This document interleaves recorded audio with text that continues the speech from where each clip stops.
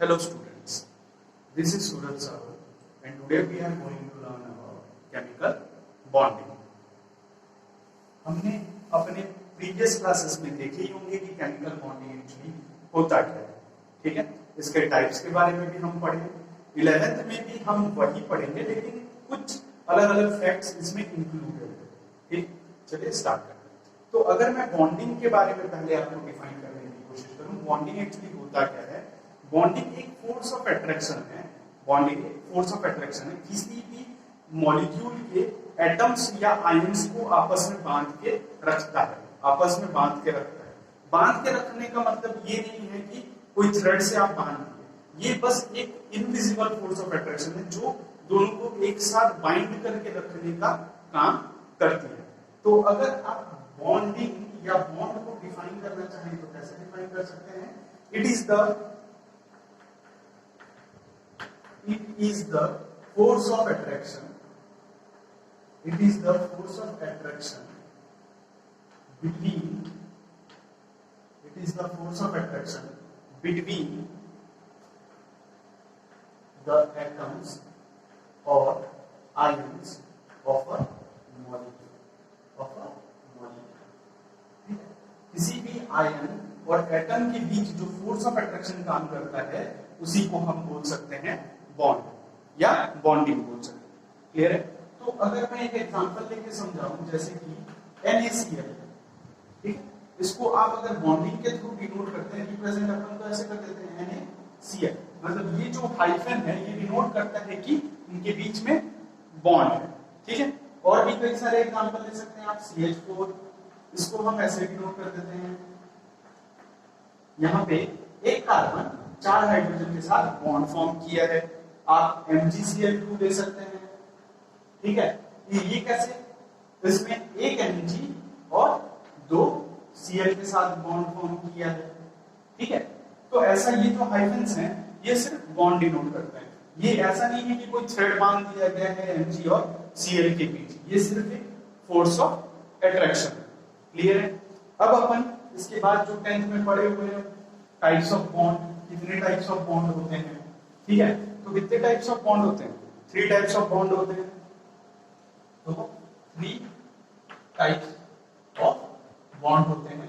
कौन कौन से बॉन्ड, 3 टाइप्स ऑफ बॉन्ड होते हैं। कौन कौन से बॉन्ड होते हैं वो, पहला आयोनिक, और उसको बोला जाता है इलेक्ट्रोवैलेंट बॉन्ड, आयोनिक भी बोलते हैं या इलेक्ट्रोवैलेंट बॉन्ड भी बोलते हैं। दूसरा कोवैलेंट बॉन्ड, दूसरा क्या है, कोवैलेंट बॉन्ड। तीसरा है आपका कोऑर्डिनेट, और इसको बोलते हैं डेटिव बॉन्ड, कोऑर्डिनेट या डेटिव बॉन्ड, ठीक है। ये 3 बॉन्ड के बारे में आपने तो 10th में भी पढ़ा होगा, हम वही थोड़ा थोड़ा डिस्कस करते चलेंगे और कुछ एक्स्ट्रा जो आपके 11th के कोर्स में है उसको अडॉप्ट करते चलेंगे। तो पहले अपन आ जाते हैं इसमें आयोनिक और इलेक्ट्रोवैलेंट बॉन्ड, ठीक है, आयोनिक और इलेक्ट्रोवैलेंट बॉन्ड। तो पहला जो है ये आयोनिक और इलेक्ट्रोवैलेंट बॉन्ड कैसे फॉर्म होता है। Bond is form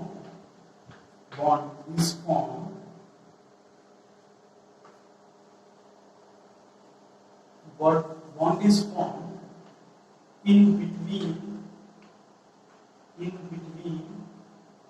2 atoms by the complete transfer of electron। 2 atoms के बीच में अगर कंप्लीट ट्रांसफर ऑफ इलेक्ट्रॉन्स हो तभी क्या फॉर्म करता है, ये बॉन्ड फॉर्म करता है। एग्जांपल फिर से मैं NaCl ले रहा हूं, यही कॉमन है, इससे आप समझा सकते हैं। तो देखिए Na से Na क्या कर रहा होगा, एक इलेक्ट्रॉन डोनेट कर रहा होगा और फॉर्म करेगा Na प्लस चार्ज, और Cl माइनस क्या कर रहा होगा, एक इलेक्ट्रॉन एक्सेप्ट कर रहा होगा और फॉर्म कर रहा होगा Cl माइनस। तो ये डोनेशन एक्चुअल डोनेट कर दे रहा है किसको, ये जो डोनेट कर रहा है NaCl जो अपना एक इलेक्ट्रॉन डोनेट कर रहा है वही इलेक्ट्रॉन कौन एक्सेप्ट कर रहा है, Cl, तभी जाके बॉन्ड फॉर्म होता है NaCl, ठीक है। और 10th में हम इसके भी और भी कई सारे structure, dot structure, bond structure पढ़े हुए हैं, ठीक है। तो Na क्या करेगा, एक इलेक्ट्रॉन डोनेट करेगा और वही इलेक्ट्रॉन कौन एक्सेप्ट करेगा, Cl एक्सेप्ट करेगा, ठीक है। और एक कैरेक्टर है आयोनिक बॉन्ड, जो बेसिकली या जनरली कौन शो करते हैं, आयोनिक बॉन्ड जनरली मेटल्स या नॉन मेटल्स, जनरली मेटल और नॉन मेटल शो करता है। कौन शो करता है, metal and non metal, metal और non metal generally show ionic bond.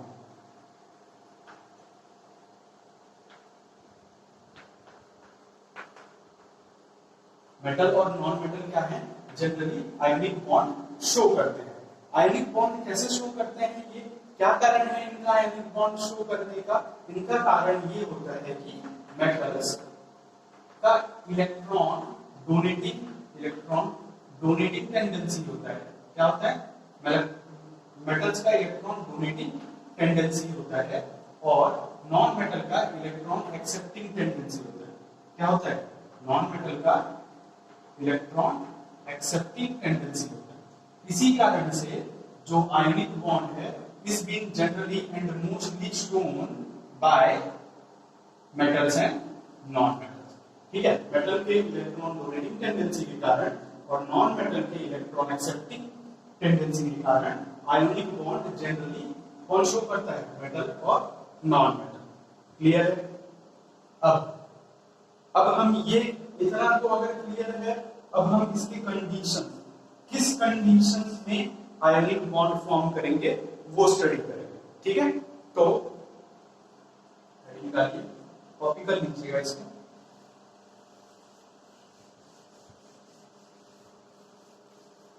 Copy कर लीजिए, condition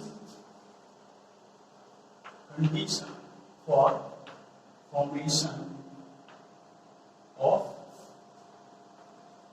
ionic bond, condition for formation of ionic bond। पहला कंडीशन है ionization energy of the metallic element should be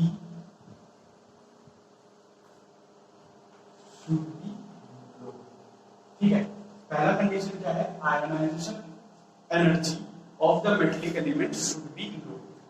ionisation energy होता क्या है, ionization energy is the amount of energy required, amount of energy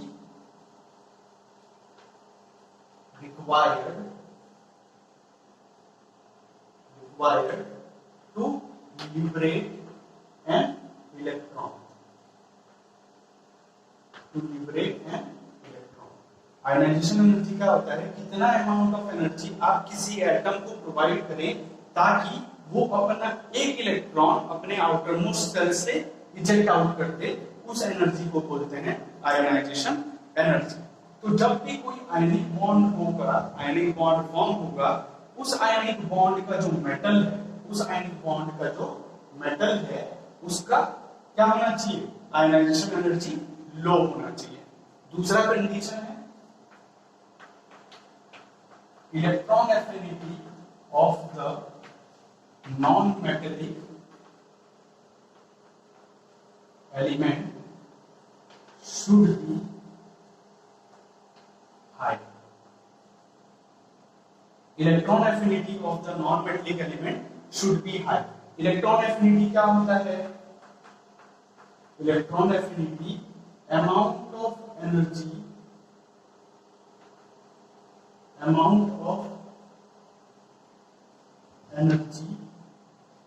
released, amount of energy released to accept an electron। Electron affinity क्या होता है, आप जो atom है वो कितना अमाउंट ऑफ एनर्जी रिलीज करे ताकि वो एक आउटर मोस्ट इलेक्ट्रॉन को आउटर सराउंडिंग के इलेक्ट्रॉन को अपने ऑर्बिटल्स में क्या कर सके, फिक्स कर सके, तो उसको बोलते हैं, उस अमाउंट ऑफ एनर्जी को बोलते हैं अपन electron affinity. Electron affinity ionization potential आप लोग पीरियोडिक टेबल में पढ़े ही होंगे, ठीक है। तो अगर कोई नॉन मेटल है, आयनिक बॉन्ड फॉर्म कर रहा है, किसी भी आयनिक बॉन्ड का जो नॉन मेटल है उसका इलेक्ट्रॉन एफिनिटी हाई होना चाहिए ताकि वो इजीली इलेक्ट्रॉन एक्सेप्ट कर सके, और उसी आयनिक बॉन्ड का मेटल एलिमेंट जो है, मेटलिक एलिमेंट, उसका आयोनाइजेशन एनर्जी क्या होना चाहिए, लो होना चाहिए, ताकि वो इलेक्ट्रॉन आसानी से डोनेट कर सके। क्लियर है?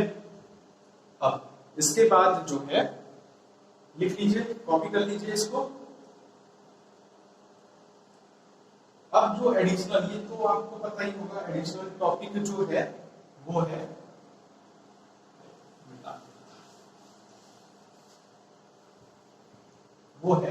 Ionic bond, sorry, ionic compound generally forms lattice. ये आयोनिक कंपाउंड की खासियत है, ठीक है। आप ऐसे स्टार मार्क देख लीजिए। आयोनिक कंपाउंड जो है वो क्या फॉर्म करते हैं, लैटिस फॉर्म करते हैं। तो एक्चुअली लैटिस क्या होता है, ठीक है, लैटिस क्या होता है, आप लैटिस लिख लीजिए। लैटिस, लैटिस आप ऐसे बोल सकते हैं, ये अगर मैं लैटिस को नहीं, लैटिस को आप 12th स्टैंडर्ड में पढ़ेंगे सॉलिड स्टेट में, लेकिन लैटिस का अरेंजमेंट कैसा होता है, in a lattice, a non metal और अ पर्टिकुलर, आप बोल सकते हैं in a lattice ion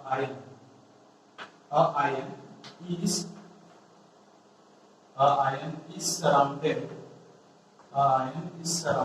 by particular ion के नाम इस पे करता हूं, particular number of oppositely charged ion,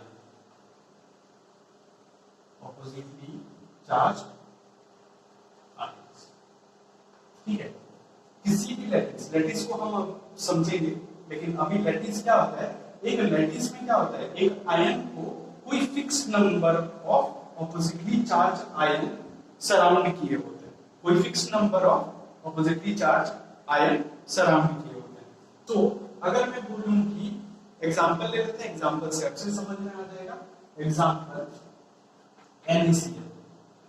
NaCl forms lattice, ठीक है। तो लैटिस में क्या होता है, NaCl, तो देखिए आप Na ले लो जो कि एक आयन होगा, आयन के स्टेट में प्लस, तो उसको सराउंड किए होंगे क्लोरीन एटम, ठीक है, क्लोरीन एटम सराउंड किए होंगे।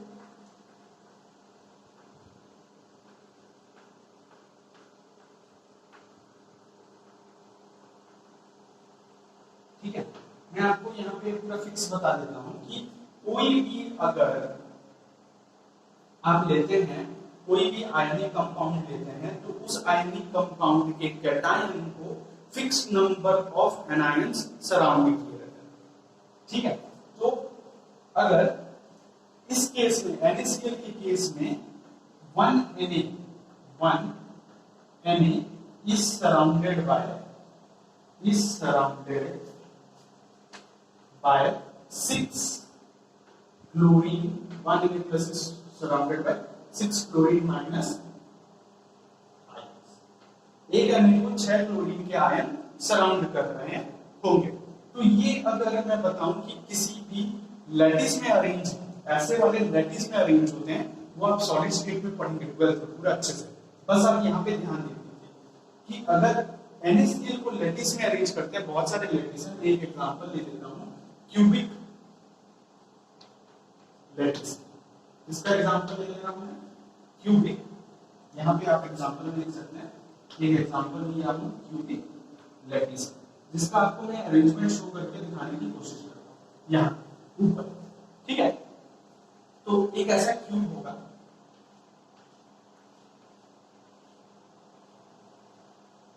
ये एक हो गया क्यूबिक लैटिस। अगर ये क्यूबिक लैटिस पे इस क्यूब के सारे सरफेसेस पे पहले तो लैटिस कैसे अरेंज होता है, यहाँ पे यहाँ पे यहाँ पे यहाँ पे यहाँ पे यहाँ पे यहाँ पे और यहाँ पे, ये सारे एटम्स होंगे, ये सारे एटम्स होंगे। ठीक है, यहाँ पे भी एटम्स होंगे और साथ ही साथ अगर मैं ये सारे व्हाइट वाले को Cl माइनस मान लेता हूं, सारे व्हाइट वाले को क्या मान लेता हूं Cl माइनस, तो ऐसे सरफेसेस पे भी,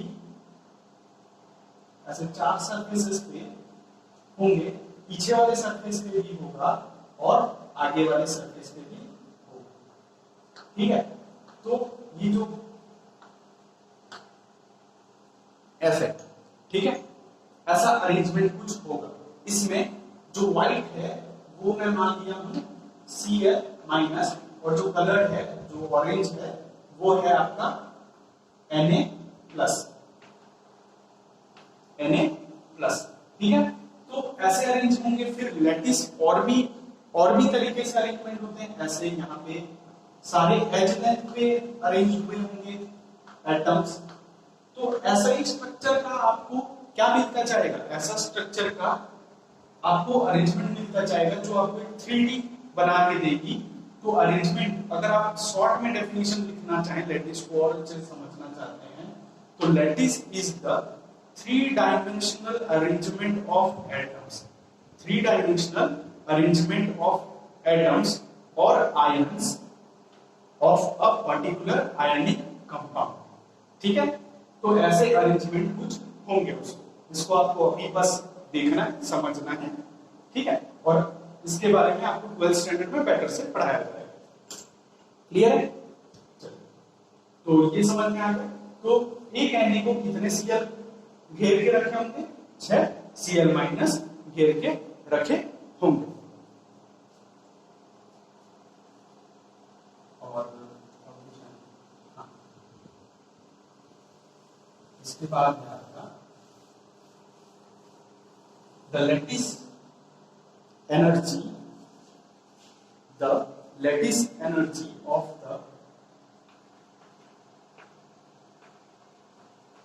द लैटिस कंडीशन, ये होना चाहिए। फिर तीसरा कंडीशन है the lattice energy of the ionic compound should be high. ठीक है, तो लैटिस एनर्जी, लैटिस, अभी हम लैटिस के बारे में समझे हैं। अभी हमको क्या है, लैटिस एनर्जी के बारे में कॉन्सेप्ट आ रहा है, इसको आप आगे और अच्छे से समझेंगे। लेकिन अभी ध्यान रखिए कि आयनिक कंपाउंड के लिए अगर लैटिस एनर्जी हाई है तो formation of ionic compound will be high and the compound becomes more stable, and the compounds become more stable, compound becomes more stable. ठीक है, अगर लैटिस एनर्जी किसी भी आयनिक कंपाउंड की हाई है तो वो कंपाउंड क्या होगा, उसका फॉर्मेशन बहुत इजीली होगा और वो आयनिक कंपाउंड को क्या कर देगा, स्टेबल कर देगा। क्लियर है? तो अगर मैं बात करता हूं कि आपके NaCl, ठीक है, NaCl का फॉर्मेशन कैसे होता है, बस समझाने की बात कर रहा हूं। ठीक है, NaCl का फॉर्मेशन कैसे होता है, देखिए, अगर आपको Na से Na+ जाना पड़ेगा क्योंकि ये तो आयंस वाला खेल है सारा। Cl से कहां जाना पड़ेगा, Cl माइनस। ठीक है, तो आप अगर Na न्यूट्रल गैसियस एटम को, ये गैसियस है और ये आयन स्टेट, ठीक है, तो आप अगर Na को Na+ में जाते हैं तो इसको कितना एनर्जी प्रोवाइड करेंगे ताकि वो Na+ हो जाए, आयोनाइजेशन एनर्जी प्रोवाइड किया जाएगा। The amount of ionization energy required to donate an electron from the outermost shell of the sodium atom। अगर Cl से Cl- जाना चाहते हैं आप तो इसको कितना एनर्जी प्रोवाइड करना पड़ेगा, ये अमाउंट ऑफ एनर्जी प्रोवाइड करना पड़ेगा, तभी जाके आप ये अटेंड कर सकते हैं। ठीक है, तो अगर ये लोग बॉन्ड फॉर्म करते हैं, ठीक है, तो ये लोग अगर बॉन्ड फॉर्म करते हैं तो बॉन्ड जो फॉर्म होगा वो होगा यहाँ पे आयनिक कंपाउंड, आयनिक कंपाउंड फॉर्म होगा, और उस आयनिक कंपाउंड को फॉर्म करने के लिए आपको किसकी जरूरत पड़ेगी, लैटिस एनर्जी की, किसकी जरूरत पड़ेगी, लैटिस एनर्जी की। और आप अगर ये कंपाउंड को फॉर्म करना चाहते हैं, ये दोनों फॉर्म होंगे और आयनिक कंपाउंड फॉर्म होगा NaCl। तो the amount of energy required to form an ionic compound is will be equal to the lattice energy. Lattice energy के बारे में हम और आगे अच्छे तरीके से पढ़ेंगे, ठीक है। चलिए कॉपी कर लीजिए इसको।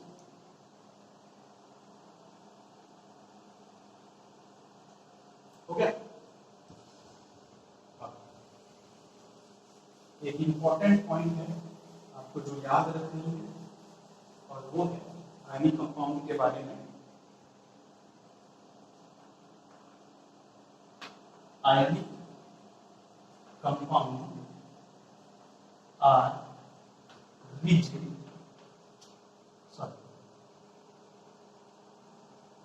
ionic compound are rigid and non-directional. Ionic compound are rigid and non-directional. Sorry, यहाँ पे थोड़ा गलत लिख दिया मैं। Ionic compound are non-rigid. Ionic compound are non-rigid. ये प्रॉपर्टी और ये प्रॉपर्टी क्या है मैं समझा देता हूँ।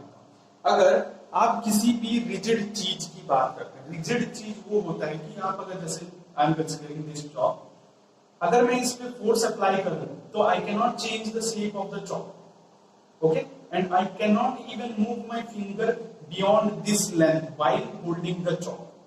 अगर मैं फोर्स अप्लाई करता हूं और ये चॉक को ऐसे करने की कोशिश करता हूं तो मैं अपने फिंगर को आगे मूव नहीं कर पाऊंगा। दैट मीन्स ये जो कंपाउंड है वो क्या है, रिजिड है, ठीक है। तो आयनिक कंपाउंड जो होते हैं वो होते हैं नॉन रिजिड। अगर आप प्रेशर डालते हैं तो वो अपना चेंज शेप कर लेंगे, अपना शेप क्या कर लेंगे, चेंज कर लेंगे, ठीक है। तो नॉन डायरेक्शनल क्या होता है, उनका जो कंपाउंड फॉर्म करने का डायरेक्शन है, ये आगे अच्छी तरीके से समझेंगे, लेकिन थोड़ा सा अभी भी देख लीजिए।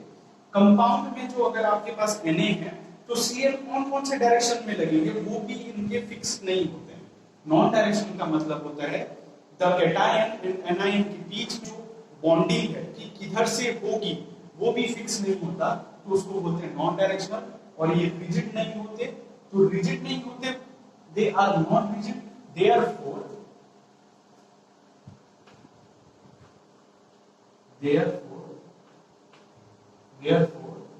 they do not have space or geometrical isomerism.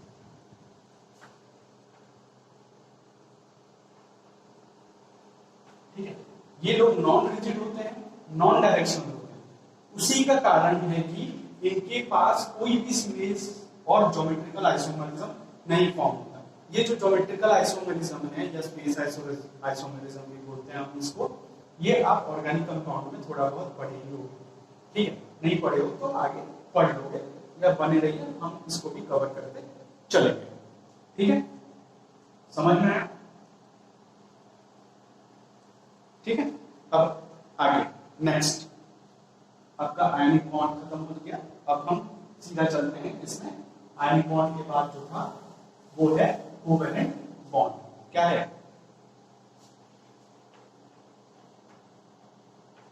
Covalent bond? Covalent bond कैसे फॉर्म होता है? कोवेलेंट बॉन्ड फॉर्म होता है bye the sharing of electron, bye the sharing of electron. मतलब एक एटम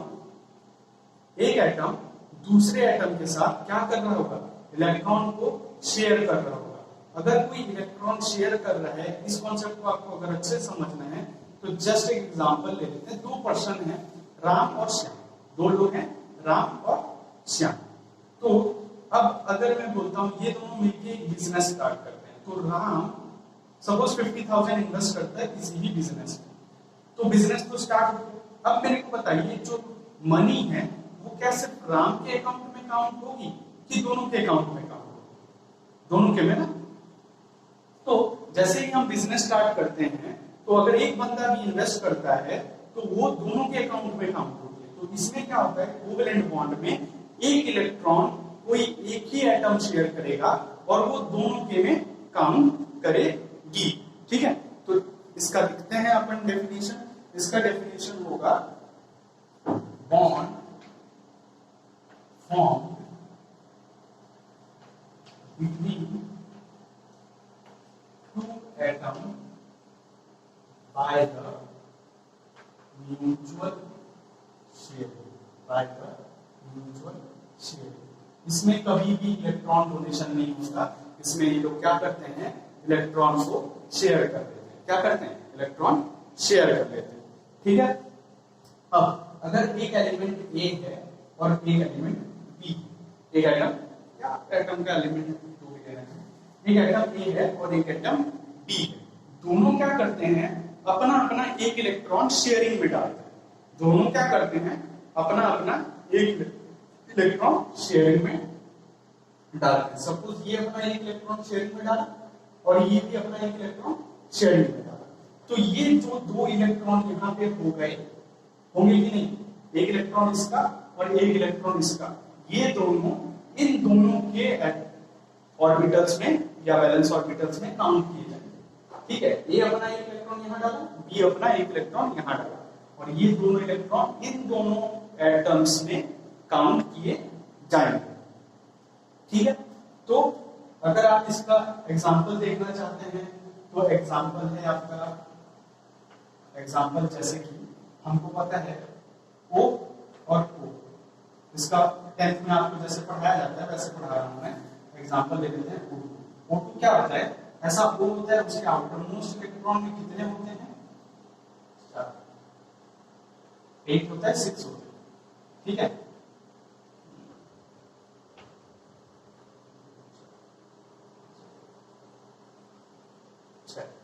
ठीक है, और इसके आउटर मोस्ट में भी कितने होते हैं, 6।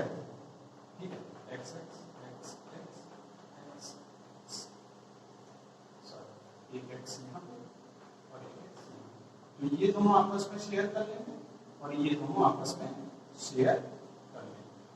ठीक है, तो ये जो बॉन्ड फॉर्म करेगा, ये तो डबल बॉन्ड होता है, वो डबल बॉन्ड ओ सिंगल बॉन्ड वाला बताता है। ये जो कोवेलेंट बॉन्ड है ये तीनों टाइप में फॉर्म कर सकता है। ठीक है, डबल बॉन्ड वाला तो मैं बता दिया, तीनों 10th में अपन पढ़े हैं। 10th में ये O2 जिसमें डबल बॉन्ड एग्जिस्ट करता है, N2 जिसमें ट्रिपल बॉन्ड एग्जिस्ट करता है। क्या करता है, ट्रिपल बॉन्ड। ठीक है, और उसी तरह से अगर आप Cl की बात करें तो Cl में Cl2 में सिंगल बॉन्ड एग्जिस्ट करता है। क्या एग्जिस्ट करता है, सिंगल बॉन्ड एग्जिस्ट करता है। जैसे कि Cl के में आउटर मोस्ट में होते हैं 7 इलेक्ट्रॉन, कितने, 7।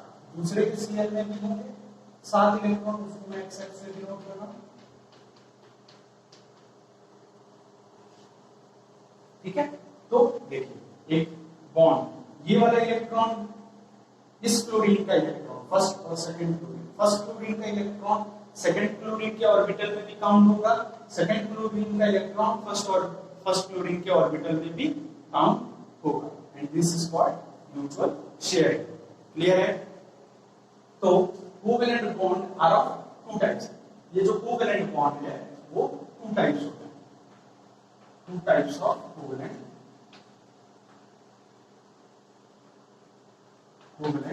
बॉन्ड। क्या क्या है वो, पहला तो होता है पोलर और दूसरा होता है नॉन पोलर। ठीक है, पहला क्या होता है, पोलर, और दूसरा होता है नॉन पोलर। ठीक है, लिख लीजिए आगे। Covalent bond are of 2 types, इसको मैं दिखा देता हूं आपको। इनके बीच में डिफरेंस क्या है? एक होता है नॉन पोलर और एक होता है पोलर। ठीक है, तो पोलर कोवेलेंट कंपाउंड कैसे फॉर्म होगा? जब डिसिमिलर, लिख देता हूं, polar covalent compound is formed when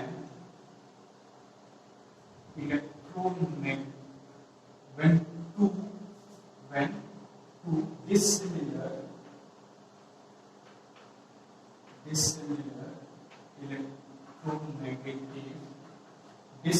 electronegative atoms shares polar covalent compound कब फॉर्म होगा? जब टू डिसिमिलर इलेक्ट्रोनेगेटिव एटम क्या करेंगे? Shares the electron. और नॉन पोलर कब फॉर्म होगा? Non polar covalent compound, non polar covalent compound is formed when two similar, उनके में कोई इलेक्ट्रोनेगेटिविटी डिफरेंस नहीं होगी, similar electronegative atoms share electron. यहाँ पे स्पेशली यहाँ पे इलेक्ट्रोनेगेटिविटी डिफरेंस होती है, इलेक्ट्रोनेगेटिविटी डिफरेंस, और यहाँ पे electronegativity difference, no electronegativity difference. आप लिख सकते हैं no electronegativity difference.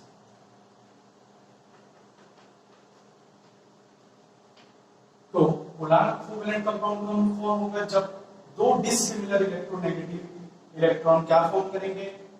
Bond form करेंगे by the sharing of electron. Non polar का फॉर्म होगा जब इलेक्ट्रोनेगेटिव सिमिलर इलेक्ट्रोनेगेटिव एटम क्या करेंगे?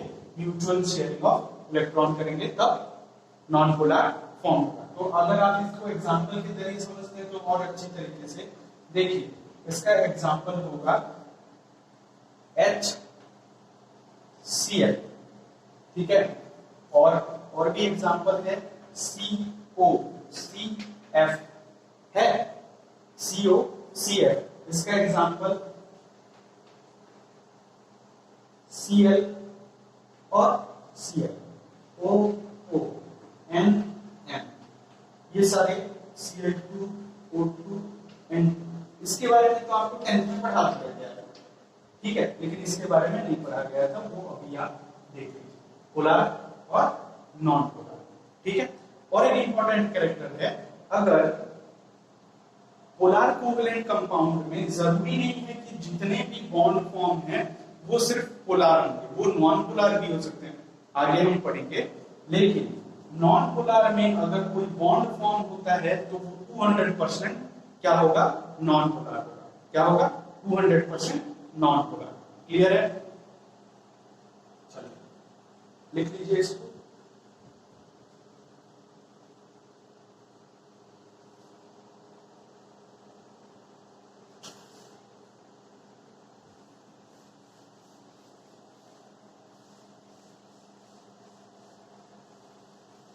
इसके बाद जो नेक्स्ट प्रॉपर्टी है कोवेलेंट कंपाउंड की, वो क्या होते हैं? It is rigid. अब इसमें आप एक बार और अच्छे से समझ लेंगे, rigid and directional. It is rigid and directional. अब मैं यहाँ पे अगर मैं कोवेलेंट कंपाउंड की बात करूं तो मैं ले लेता हूं क्या? पहला कोवेलेंट कंपाउंड मैं ले लेता हूं जो है आपका CH4, ठीक है,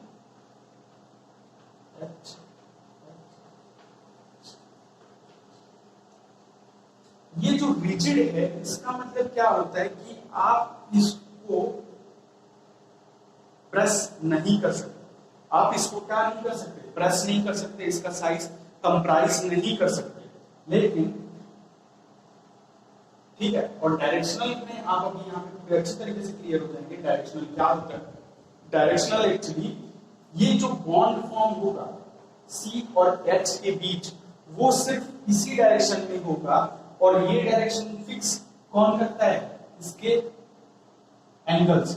इसका एक पर्टिकुलर एंगल होता है 109 डिग्री और ये एक फिक्स मैनर में इसी ही मैनर में अरेंज होगा और कोई नहीं। और इसका कितने डिस्टेंस पे अरेंज होगा कार्बन से वो भी फिक्स रहता है और वो कौन बताता है हमको, बॉन्ड लेंथ।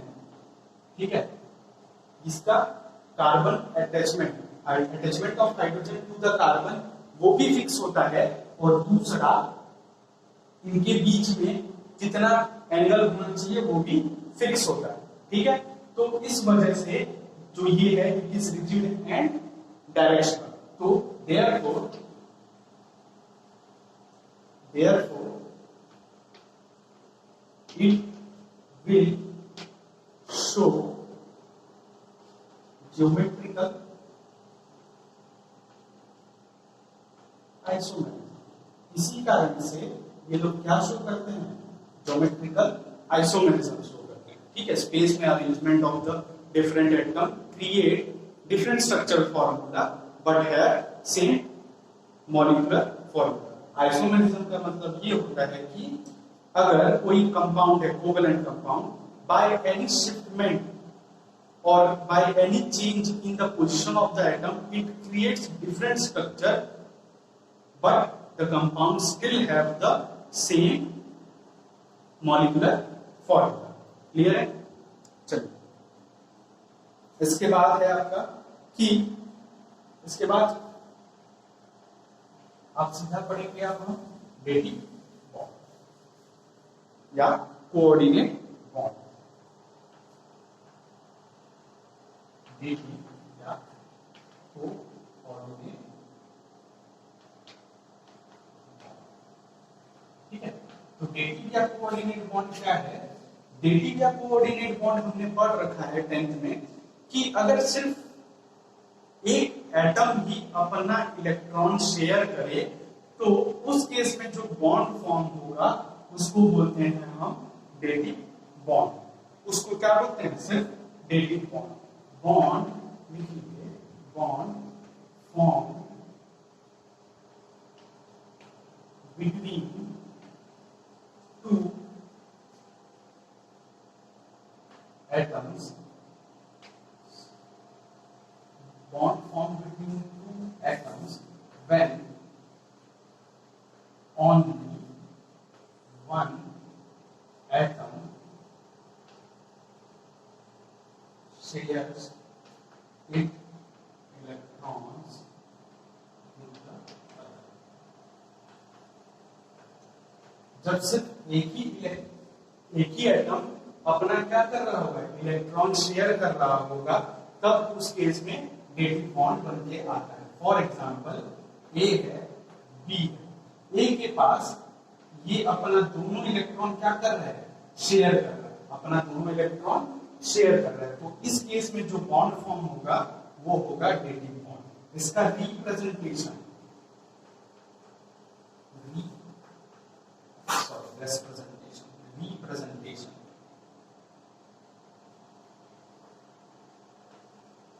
इसका रिप्रेजेंटेशन अपन कैसे करते हैं?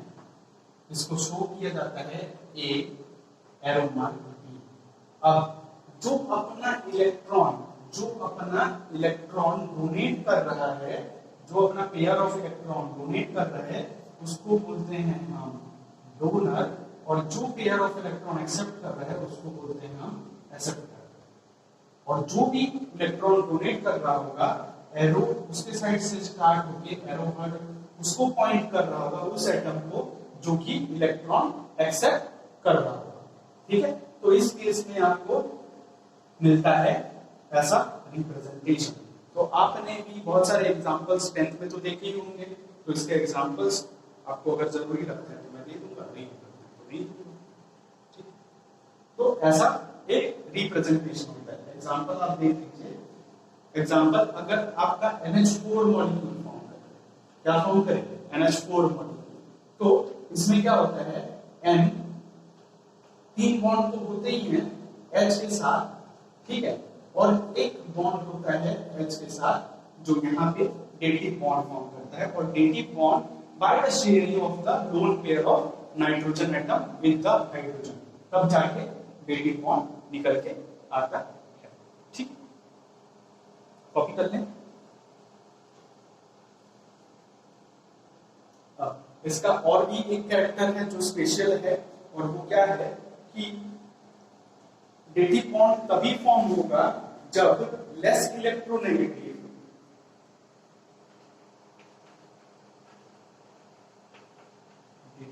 bond is formed between dative bond is formed between less electronegative atom to more electronegative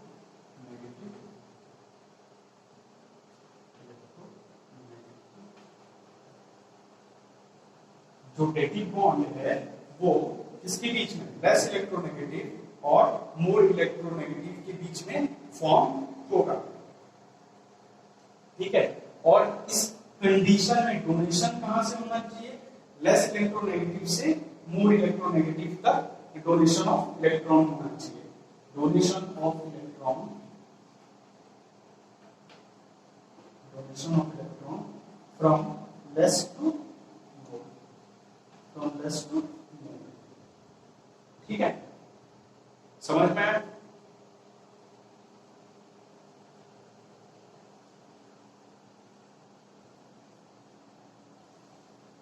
next point लिखो, it is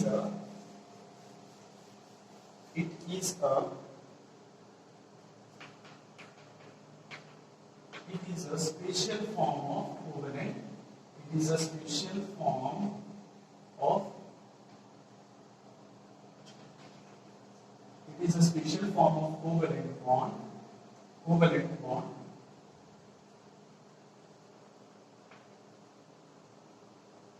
dative bond and covalent bond, dative bond or covalent bond can be separated only by the method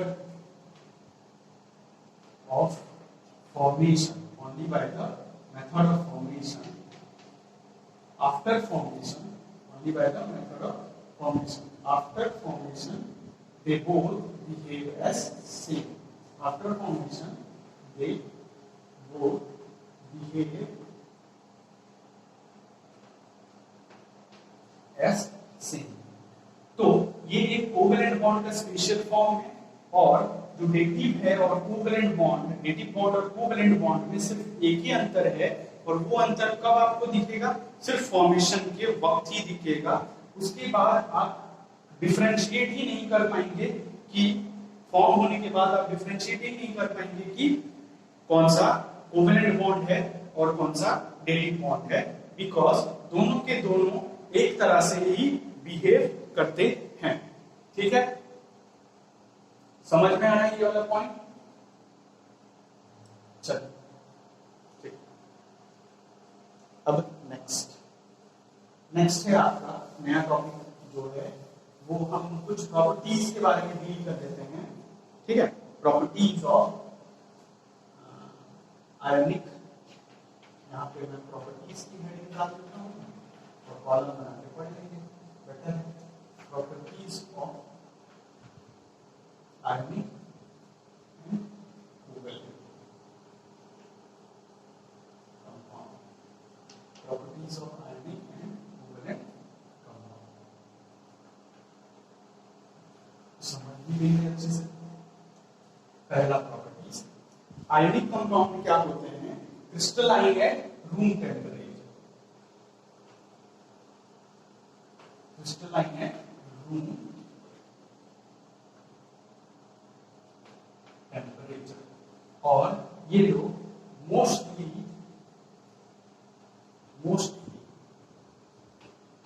liquid and gas at room temperature, mostly liquid और gas at room temperature. ठीक है, तो crystalline का मतलब क्या होता है? अगर आपने कभी नमक को छुआ है तो जो नमक के सबसे अगर छोटे पार्टिकल को भी देखो तो आप छू के बता सकते हो कि वो खुरदुरा होता है। ठीक है, मतलब आपको फील होगा कि कुछ मतलब जैसे हम बालू को करते हैं तो हमको फील होता है कि हाँ भाई बालू का एक पर्टिकुलर शेप है मॉलिक्यूल में। तो क्रिस्टलाइन का मतलब होता है कि उसका एक फिक्स्ड शेप होगा। ठीक है, रूम टेम्परेचर में इसका फिक्स्ड शेप होगा। और ये लोग कोवेलेंट कंपाउंड जो है या तो लिक्विड या गैसेस स्टेट में एग्जिस्ट करेंगे। इसमें एक एक्सेप्शन है, एक्सेप्शन इसीलिए मैंने लिखवाया वहां पे, एक्सेप्शन है I2 जो कि होता है सॉलिड स्टेट। रूम टेम्परेचर में वो होता है सॉलिड स्टेट। ठीक है, समझ में आया क्रिस्टलाइन क्या है? पूरे अच्छे से क्लियर? आगे next, they are hard and brittle. They are hard and brittle. और इसका प्रॉपर्टी है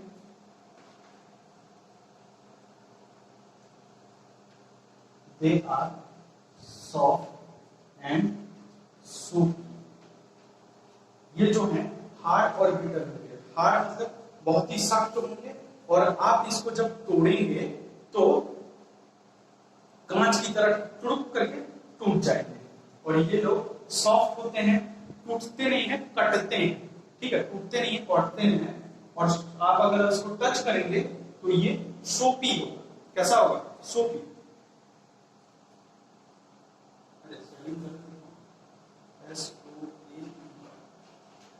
सोपी होगा। ठीक है, इसमें भी एक्सेप्शन है। इसका एक्सेप्शन क्या है? डायमंड, ग्राफाइट, ये लोग हार्ड होते हैं। आपको पता है कि डायमंड सबसे हार्डेस्ट है। ठीक है, तो इसका एक्सेप्शन है। और नेक्स्ट प्रॉपर्टी है दिस डू नॉट शो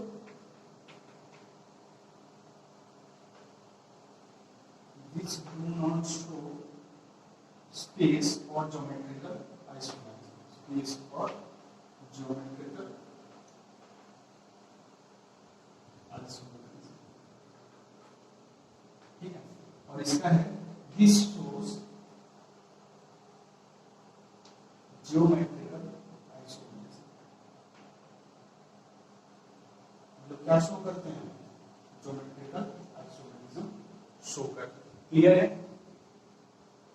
अब आपको यहाँ पे एक चीज, ये प्रॉपर्टीज अगर क्लियर है तो मैं एक नोट बताने की कोशिश करूंगा। और वो नोट है कि अगर मैं बोलता हूं आपको ये सारे प्रॉपर्टीज बताने के बाद अगर मैं क्वेश्चन पूछता हूं कि आयनिक कंपाउंड का जो बॉन्ड है वो स्ट्रॉन्गर होगा ना कोवेलेंट कंपाउंड का बॉन्ड स्ट्रॉन्गर होगा, क्या होगा? आयनिक कंपाउंड का बॉन्ड स्ट्रॉन्गर होगा ना कोवेलेंट कंपाउंड का बॉन्ड स्ट्रॉन्गर होगा। ऑब्वियसली बोलोगे कि सर आयनिक कंपाउंड का बॉन्ड ही स्ट्रॉन्गर होगा, है कि नहीं? लेकिन सिंगल आयोनिक बॉन्ड जो होता है वो लेस स्ट्रॉन्गर होता है as compare to the single covalent bond. ठीक है, सिंगल लिख लो।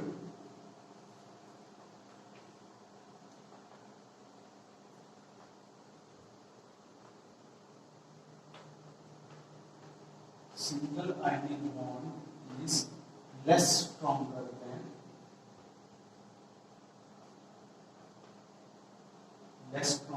single covalent bond. Single covalent bond. अरे सर आप बोलोगे ये क्या पढ़ा दिया? अब इसका मतलब आयनिक बॉन्ड जो होता है वो लेस स्ट्रॉन्गर होगा तो ये लोग हार्ड कैसे हुए? है कि नहीं? प्रॉपर्टीज में तो डिफरेंस आ जा रहा है।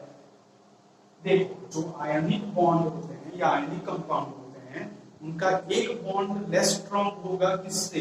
कोवेलेंट बॉन्ड से, लेकिन आयोनिक बॉन्ड जो होते हैं वो लैटिस फॉर्म करते हैं और लैटिस क्लोजली पैक्ड रहता है। तो अगर उस लैटिस जो एनर्जी है उस अगर आपको उस बॉन्ड को तोड़ना है तो मैं बताया NaCl फॉर्म कैसे करता है, लैटिस एनर्जी से। तो आपको उस लैटिस एनर्जी को तोड़ना पड़ेगा।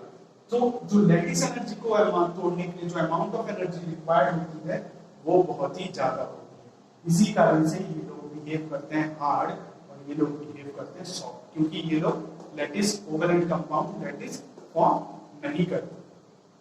क्लियर है? नेक्स्ट टॉपिक पे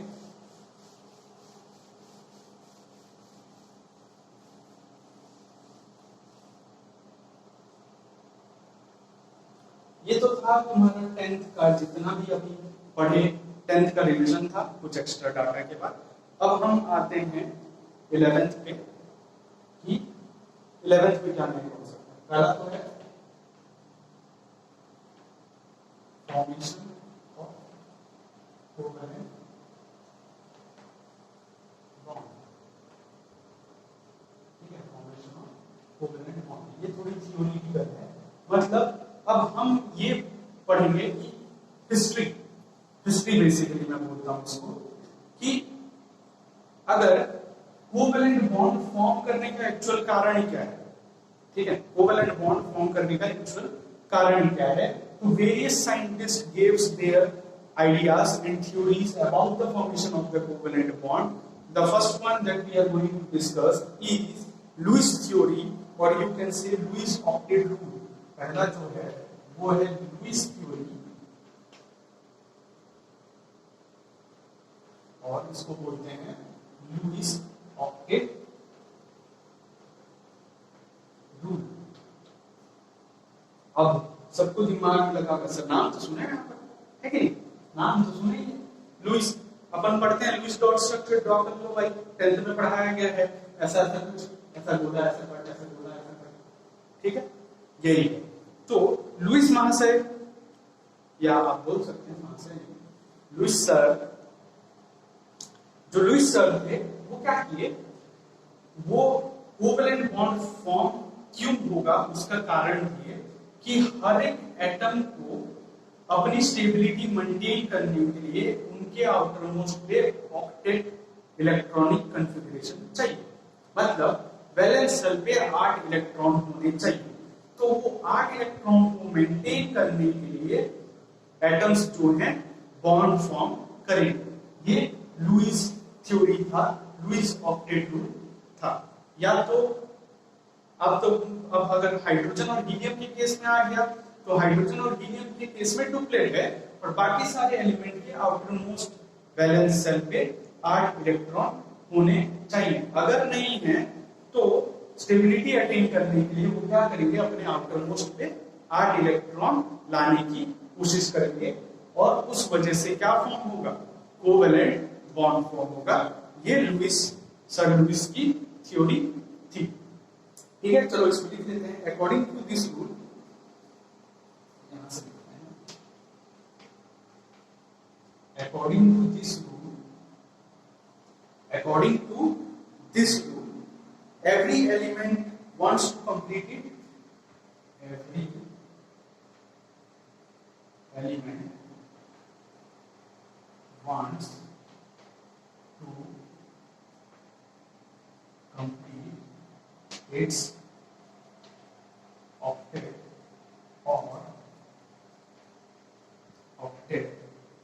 or duplet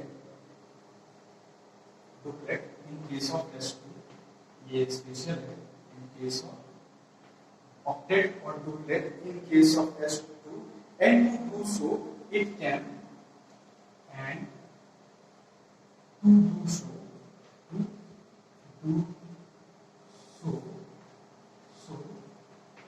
it can donate, share or accept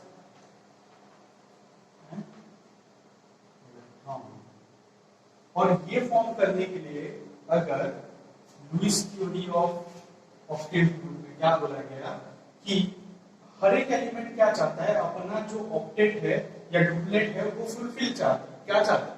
octet और डुप्लेट फुलफिल चाहता है। तो अगर उसको फुलफिल करना है तो वो क्या करेगा, वो ये करेगा कि कोई भी एलिमेंट या एटम अपना ऑक्टेट और डुप्लेट को फुलफिल करने के लिए आइदर डोनेट, एक्सेप्ट और शेयर करेगा इलेक्ट्रॉन। तो डोनेट, एक्सेप्ट और शेयर करेगा तो various type of bonds form होंगे। ठीक है, डोनेट, एक्सेप्ट और शेयर करेगा तो various type of bond form होंगे। ये था लुईस के रूल के हिसाब से।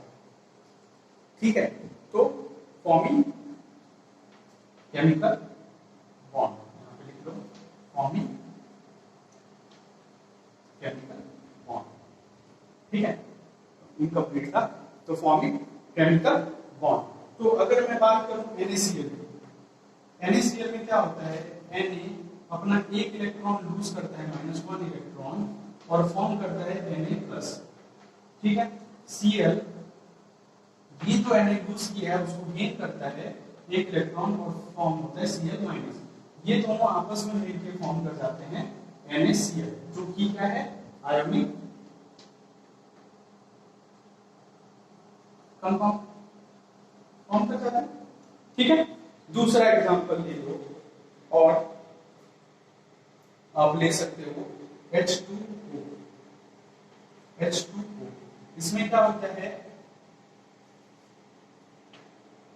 दो हाइड्रोजन जो है अपना दोनों इलेक्ट्रॉन क्या करते हैं, शेयर कर देते हैं।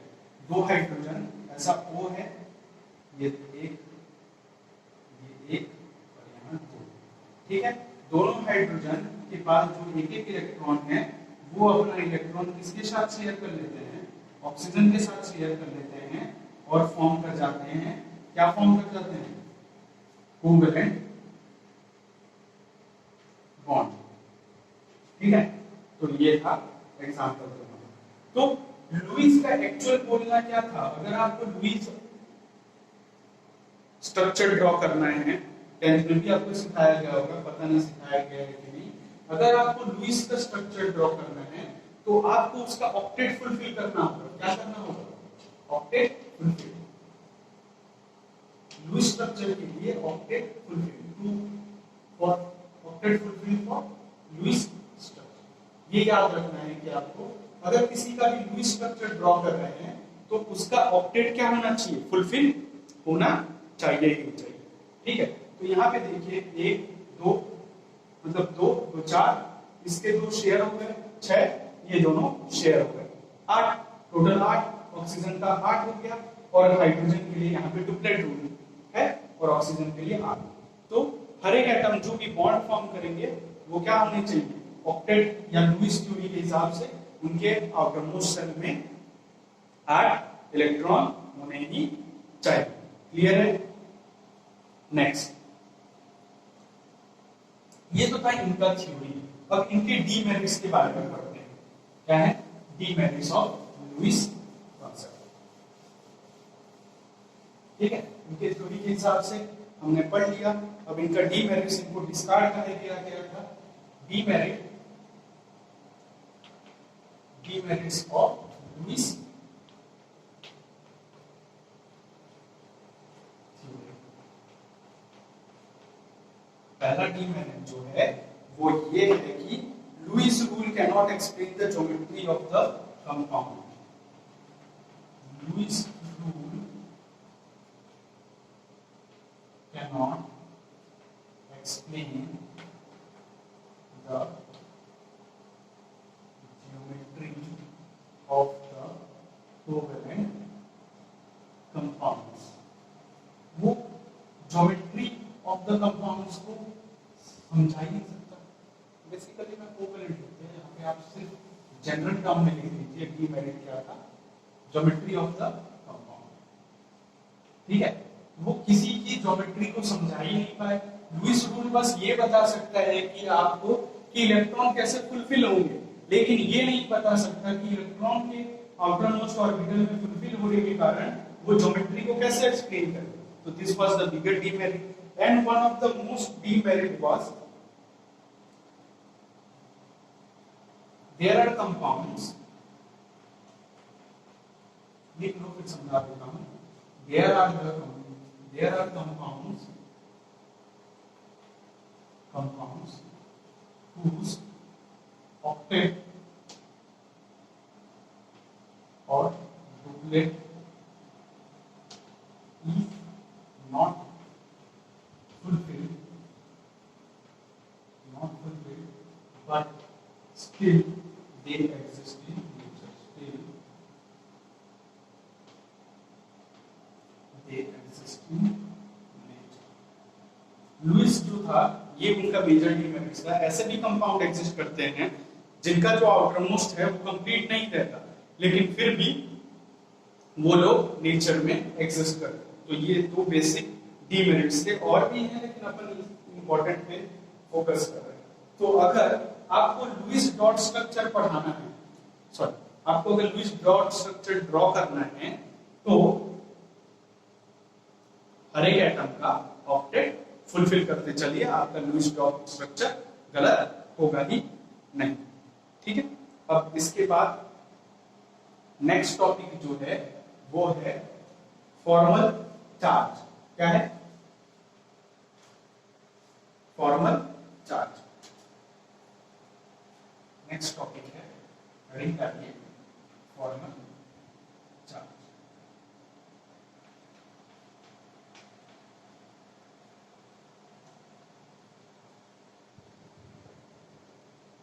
लिख लेते हैं the difference between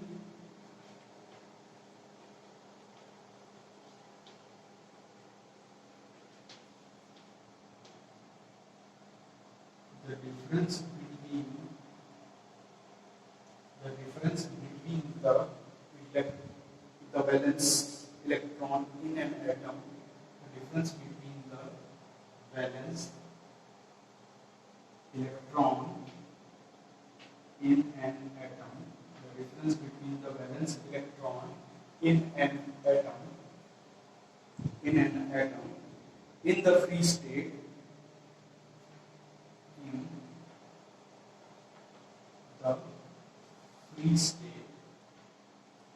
the difference between the valence electron in an atom in the free state and the number of electron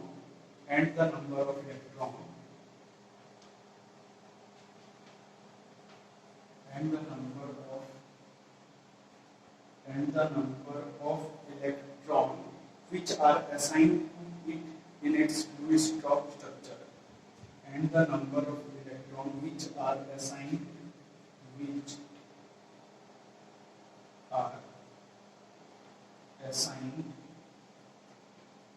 to it in the Lewis dot structure.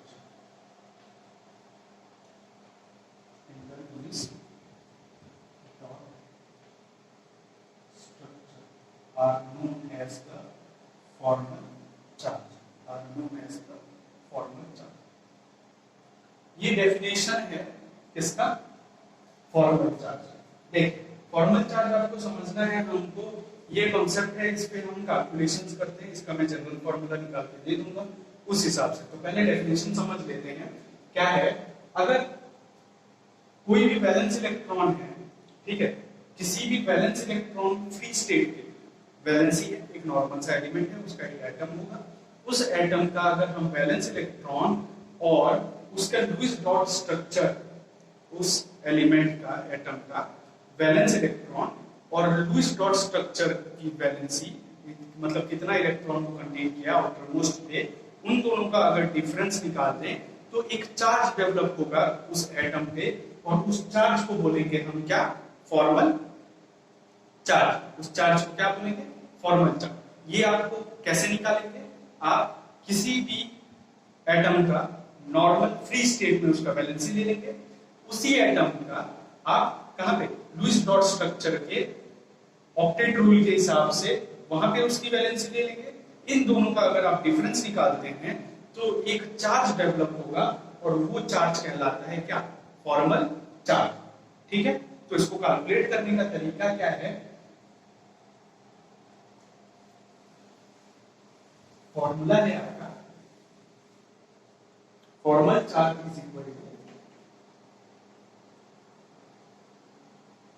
Formal charge is equal to V minus 2 into lone pair, V minus 2 into lone pair minus bond pair. मैं ये सब समझा दूंगा। V क्या है? Where V is the valency of the atom in the free state। Free state में उसका जो वैलेंस है, मतलब आप ये बता सकते हैं, आप इसको ऐसे डाल दीजिए, valence electron, number of valence electron, number of valence number of valence, ठीक है। V लोन पेयर बता दूंगा, बॉन्ड पेयर डायग्राम में आपको समझ में आ जाएगा, ठीक है।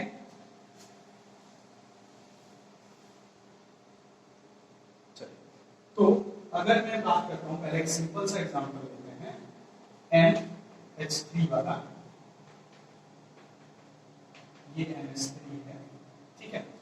तो इसके पास एक ऐसे आउटर मोस्ट सेल पे अगर हम इसका ड्रॉ करें तो ये जो बॉन्ड फॉर्म हुआ है ये ऐसा, ये एक X, यहाँ पे एक X और यहाँ पे एक X, ठीक है। तो ये तो तीन हो गए बॉन्ड फॉर्म, ये आपके हो गए तीन बॉन्ड फॉर्म। तीन बॉन्ड फॉर्म करने के बाद जो इलेक्ट्रॉन जो किसी भी बॉन्डिंग में पार्ट नहीं ले रही है उसको बोलते हैं हम क्या? लोन पेयर, ठीक है। उसको बोलते हैं हम क्या? Lone pair.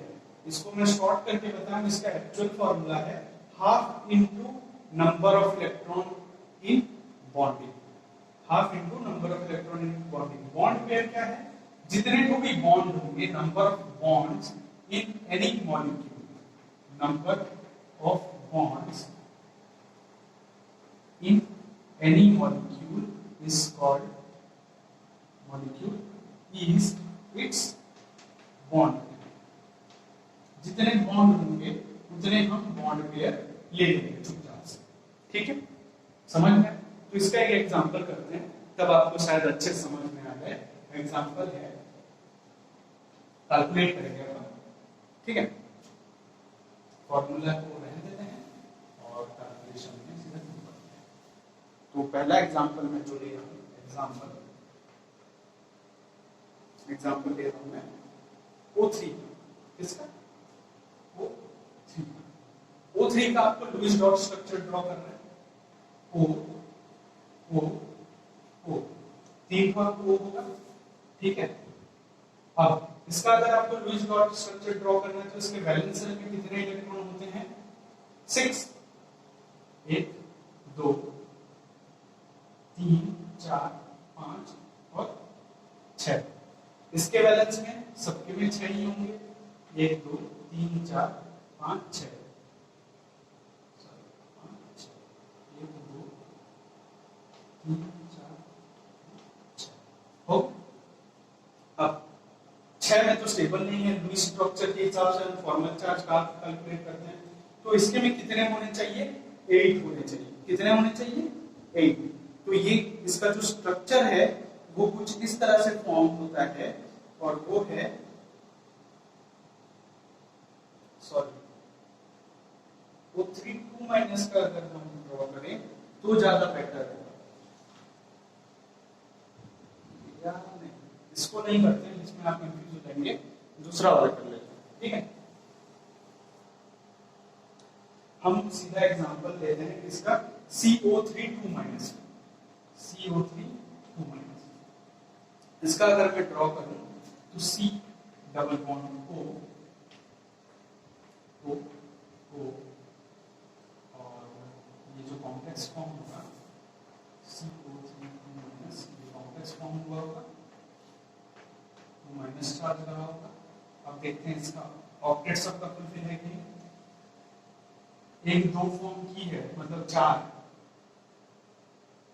ठीक है, और यहाँ पे एक एक फॉर्म की है, तो मतलब इसके पास लोन पेयर कितने होंगे? इस वाले एटम के पास लोन पेयर, और इस वाले एटम के पास लोन पेयर कितने होंगे? 4 बॉन्ड फॉर्म किए हैं, 5 6 7 8 हो गए। इसके लिए 2 एटम इलेक्ट्रॉन बस इन्वॉल्व हुए हैं, तो 1 2 3 4 5 6 6 2 8। इसके भी 1 2 3 4 5 6 और एरा 7 और 8। ठीक है, तो इसके लिए अगर मैं फॉर्मल चार्ज निकालूं, फॉर्मल चार्ज में पहले नहीं कर देता हूं, सबका निकालेंगे अपन। पहले मैं ले लेता हूं किसका, इसका। इसको 1 नाम दिया हूं, इसको 2 नाम दिया हूं, इसको 3 नाम दिया हूं और कार्बन को 4 नाम। ठीक है, तो पहले मैं ऑक्सीजन 1 के लिए ड्रॉ करता हूं। क्या ड्रॉ करता हूं? ऑक्सीजन 1। तो फर्स्ट ऑक्सीजन एटम का फॉर्मल चार्ज का फॉर्मूला क्या होगा? V। उसका V कितना होता है फॉर्मल चार्ज का, बताइए। V होगा उसका कितना, बताइए बताइए।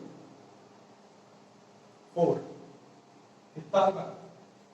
सॉरी 4 नहीं 6। 6 होगा कि नहीं? अरे भाई होगा कि नहीं? 6। ऑक्सीजन के आउटर मोस्ट में 6 ही रहते हैं, वैलेंस इलेक्ट्रॉन 6 ही रहते हैं कि नहीं? उसके बाद नंबर ऑफ बॉन्ड पेयर कौन सा carbon? First carbon. Bond lone pair कितने हैं? -2 इनटू लोन पेयर कितने हैं? 2 लोन पेयर। फिर माइनस बॉन्ड पेयर कितने हैं? जितने बॉन्ड हैं उतने बॉन्ड पेयर। तो कितने बॉन्ड पेयर हैं? 2। तो इसका वैल्यू कितना होगा? 6 -4 -2 जो कि होगा 0। तो इस वाले एटम पे चार्ज है 0। अब अपन करेंगे सेकंड ओ एटम का कैलकुलेट। सेकंड ओ एटम में भी वैलेंस में 6, इसके पास लोन पेयर कितने हैं? 2 into 3। बॉन्ड पेयर कितने हैं? 1। कितना होगा? 6 -6 -1 तो होगा -1। इसका एटम का चार्ज है -1। फॉर्मल चार्ज कितना है? -1।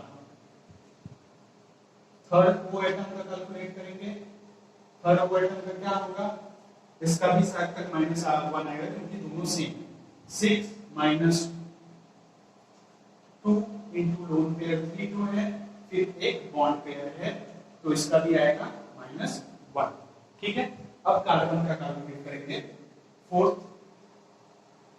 Carbon atom.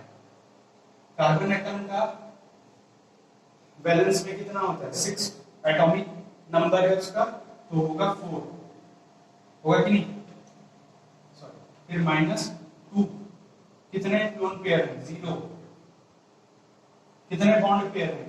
1 2 3 4 4। तो 4 -4 = 0। तो इनका चार्ज कितना है? 0। कार्बन पे कितना चार्ज होगा? 0। समझ में आया? क्लियर है? क्लियर है? चलो नेक्स्ट एग्जांपल करते हैं, और एक एग्जांपल करते हैं ताकि अच्छे से समझ में आ जाए। ठीक है, फॉर्मूला वही रहने देते हैं। नेक्स्ट एग्जांपल,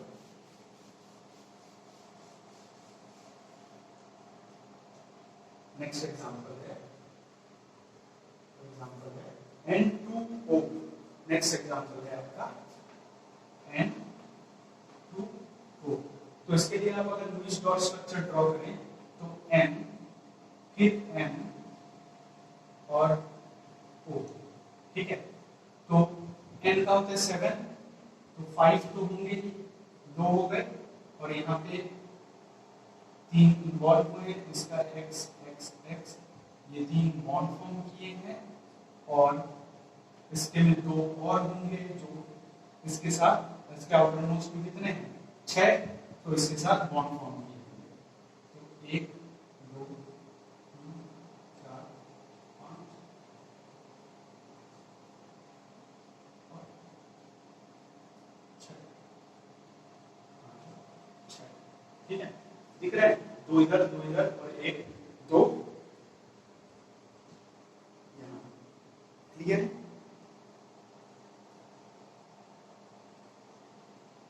तो एक एक्स यहाँ पे ऐसे बॉन्ड फॉर्म किया होगा। ठीक है, अरे 2 6 होता है ना भाई, ऑक्सीजन का 8 होता है 2 और 6, ठीक है, समझ में आया? तो ये अगर इसका ब्रॉड स्ट्रक्चर ड्रॉ करते हो तो N triple bond N single bond O, इसके पास एक लोन पेयर और इसके पास 3 लोन पेयर होंगे। कितने लोन पेयर होंगे? 3।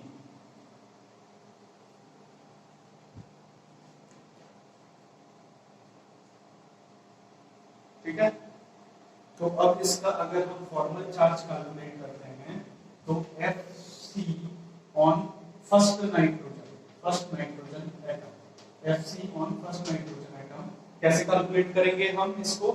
V कितना होगा नाइट्रोजन का? 5, 7 होता है तो 5 होगा obviously. 5 minus 2 into first nitrogen पे कितने लोन पेयर है? एक। बॉन्ड कितना फॉर्म किया है? 3। कितना होगा? 5 माइनस 6 आएगा -1, ठीक है। अब second nitrogen atom is equal to कितना होगा? 5 lone pair -2 into 0 bond pair 3 1 4, तो इसके पास होगा +1। क्लियर है? ऑक्सीजन, थर्ड ऑक्सीजन एटम, तीसरा जो ऑक्सीजन एटम है इस पे ऑक्सीजन का 6 होता है, लोन पेयर कितना होगा? 2 इंटू 3 बॉन्ड -1, तो ये कितना होगा? -1। तो इसका चार्ज कितना निकल के आ रहा है?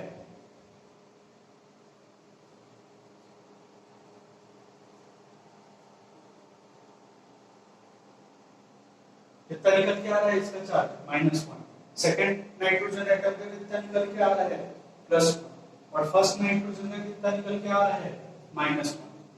-1 होगा तो नहीं ना, 0 होगा। 6 कैसे होगा? 5 होगा ना, 0, फर्स्ट का 0 होगा। क्लियर?